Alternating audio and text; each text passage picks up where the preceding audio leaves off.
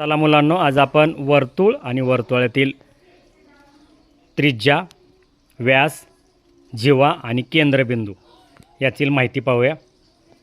तुम्ही वर्तुळ कुठं कुठं पाहिलं रे?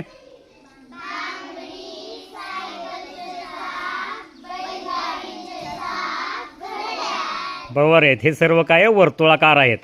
चला तर आता आपण पहिल्यांदा वर्तुळाचा मध्य किंवा वर्तुळ केंद्रबिंदू. चला दाखवा मला वर्तुळाचा मध्य. ओके, छान. आता त्रिज्या दाखवायची मला. त्रिज्या, चला त्रिज्या दाखवा लवकर.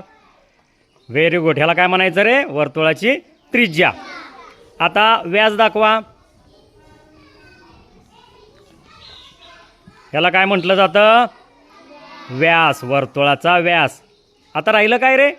वर्तुळाची जीवा. चला जीवा दाखवा. ह्याला काय म्हणायचं? वर्तुळाची जीवा. तुम्हाला लक्षात आलं आपण काय काय पाहिलं? तर वर्तुळाला केंद्रबिंदू, त्यानंतर काय पाहिलं? त्रिज्या, त्यानंतर व्यास, जीवा. Very good. लक्षात येईल. तुम्ही सुद्धा घरी अशा पद्धतीने खेळ खेळायचा.